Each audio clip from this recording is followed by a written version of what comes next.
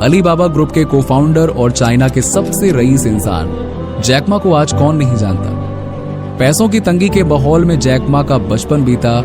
जिम्मेदारी का बोझ लिए जब जैक मा नौकरी की तलाश में निकले तो किस्मत ने ऐसा पासा पलटा कि आज हर कोई जैक मा से इंस्पायर होता है। एक दो बार नहीं बल्कि 30 बार जैक मा को नौकरी के लिए रिजेक्शन का सामना करना पड़ा, लेकिन हिम्मत इतनी कि जैक मा रुके नहीं और अपना सपना हासिल करने के लिए लगातार कोशिश करते रहे। आज वो वैश्विक व्यापार के दिग्गज कहे जाते हैं, जिन्होंने ई कॉमर्स में क्रांति लाई और लाखों करोड़ों को इंस्पायर किया। तो वीडियो को शुरू करने से पहले चैनल को सब्सक्राइब कर लीजिएगा, क्योंकि हम ऐसी वीडियोस लेकर आते रहते हैं। तो चलिए वीडियो शुरू करते हैं।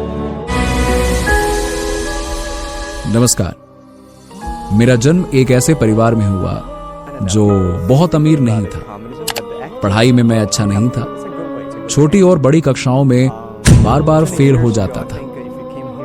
सब यही सोचते थे कि मुझसे कुछ नहीं हो पाएगा, मैं क्या ही कर पाऊंगा। हाई स्कूल पास करने के बाद मैंने यूनिवर्सिटी जाने की कोशिश की, पर पहले साल और फिर दूसरे साल भी मैं फेल हो गया। इसके बाद नौकरी ढूंढने लगा, मगर ढेर सारे एप्लीकेशन देने के बाद भी नौकरी ही नहीं मिली कहीं। एक बार फिर से यूनिवर्सिटी की परीक्षा दी और इस बार टीचर कॉलेज में दाखिला मिल गया। 4 साल की पढ़ाई की, लेकिन शिक्षक बनने का शौक नहीं था, क्योंकि चाइना में कोई भी शिक्षक नहीं बनना चाहता था। तो सोचा कोई और काम ढूंढूं। शुरुआती दिनों में मैंने 30 से ज्यादा नौकरियों के लिए आवेदन किया, पर सब रिजेक्ट हो गए। एक बार KFC में नौकरी के लिए गया, 24 लोग थे, 23 को रख लिया, सिर्फ मुझे ही नहीं रखा। दोस्तों के साथ पुलिस की नौकरी भी ट्राई की, मगर मुझे छोड़कर सबको चुन लिया गया। फिर से यहां पे भी वही हुआ। चचेरे भाई के साथ होटल की सर्विस का काम भी मिला, लेकिन सिर्फ मेरे लिए ही जगह नहीं थी।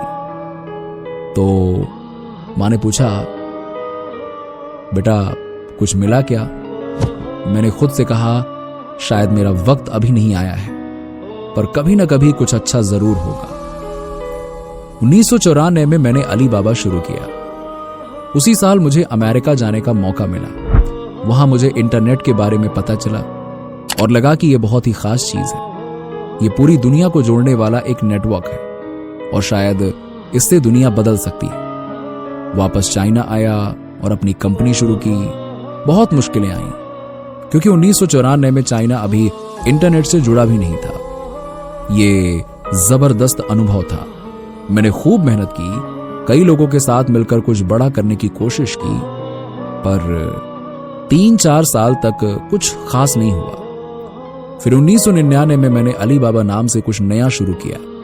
मैंने अपने 18 दोस्तों को, जो कि ज्यादातर मेरे छात्र थे, उनको मैंने घर पे बुलाया और 2 घंटे तक समझाया कि ई कॉमर्स यानी इंटरनेट पर सामान बेचने का कारोबार चाइना में भविष्य में बहुत बड़ा बनने वाला है। पर सबने यही कहा कि चाइना में ई कॉमर्स, क्या बात कर रहे हो, ये तो नहीं चलने वाला। तो उस वक्त ना तो पैसे का लेन देन का सही सिस्टम था, ना सामान पहुंचाने की व्यवस्था अच्छे से थी। इंटरनेट भी बहुत धीमा था, मोबाइल फोन नहीं थे, पैसा सुरक्षित रखने का कोई अच्छा तरीका भी नहीं था। पर मुझे भरोसा था कि इंटरनेट आने वाले समय में चाइना को पूरी तरह से बदल देगा। मैंने कहा कि अगर हम मेहनत करें तो सफल होने का मौका है। तो मेरे अपार्टमेंट में हम 18 दोस्तों ने फैसला किया कि एक दिन हम एक ऐसी कंपनी बनाएंगे जो दुनिया की टॉप 10 कंपनियों में से एक होगी। पैसा इकट्ठा करना मुश्किल था, पर 90 दिनों तक हमने हार नहीं मानी। हमारा मानना था कि हमें छोटे कारोबारियों की मदद के लिए इंटरनेट का इस्तेमाल करना चाहिए। जबकि उस वक्त अमेरिका में ज्यादातर ई कॉमर्स कंपनियां बड़ी बड़ी कंपनियों की मदद कर रही थी। तो हम सोचते थे कि हमें छोटे कारोबारियों का हाथ थामना चाहिए। और दूसरों का कहना था, जैक तुम पागल हो क्या? छोटे कारोबारियों के पास पैसे नहीं हैं, तुम उन लोगों की मदद कैसे करोगे जिनके पास पैसे ही नहीं है? तो मैंने जवाब दिया कि चलो उनकी पैसा कमाने में मदद करते हैं। जब वो पैसा कमाएंगे तो हम भी कमाएंगे। उस वक्त अमेरिका में सोच ये थी कि ई कॉमर्स लोगों को कम खर्च करने में मदद करना चाहिए। मैंने कहा कि हमें छोटे कारोबारियों को कम खर्च करने में मदद नहीं करनी चाहिए, क्योंकि वो खुद ही जानते हैं कि कैसे खर्च बचाना है, उन्हें पैसा कमाना सिखाना है। इसीलिए हमने ज्यादातर अमेरिकी ई कॉमर्स कंपनियों के उल्टा काम किया, जो बड़ी कंपनियों को कम खर्च करने में मदद करती थी। हमने कहा कि छोटे कारोबारियों की मदद करें, उन्हें पैसा कमाने में मदद करें। पैसा कमाने में उनकी मदद का मतलब उन्हें ऑनलाइन बेचने में मदद करें। अब बहुत से छोटे कारोबारियों के पास व्यापार मेलों में जाने के लिए या बड़े व्यापारिक सभाओं में भाग लेने के लिए पैसे होते नहीं थे, तो इसीलिए हमने कहा कि हम उन्हें इंटरनेट पर प्रचार करने में मदद करेंगे। बस यही तरीका है। 19 सालों तक मुश्किलें रहीं। ना ऑनलाइन पेमेंट का सही सिस्टम था, ना सामान पहुंचाने की व्यवस्था, ना कर चुकाने की इतिहास देखने का तरीका। लेकिन 90 साल के बाद हमने जो हासिल किया, उससे बहुत कुछ सीखा जा सकता है। अगर सपना हो तो उसे कभी मत छोड़ो। बहुत लोग सिर्फ सपने की ही बात करते हैं, उन्हें हकीकत बनाने की हिम्मत नहीं जुटाते। युवाओं के पास जबरदस्त आइडिया होते हैं, पर सुबह होते ही वही पुरानी जिंदगी जीते हैं। सपनों को हकीकत बनाना जरूरी है, और ये सोच कर मत बैठो कि कल या अगले साल ही सब कुछ हो जाएगा। हमारे जैसे लोगों के पास न पैसा था, न कोई बड़ा रिश्तेदार। हम बस अपने भविष्य की तस्वीर पर भरोसा रखते थे। हम मानते थे कि 10 साल बाद ये होगा, और उसी पर एक टीम बनाकर लगातार काम करना शुरू कर दिया। अब मैं बात करना चाहता हूं आर्टिफिशियल इंटेलिजेंस और चौथी औद्योगिक क्रांति की। दुनिया आज तेजी से बदल रही है, खासकर इन तकनीकों के आने से।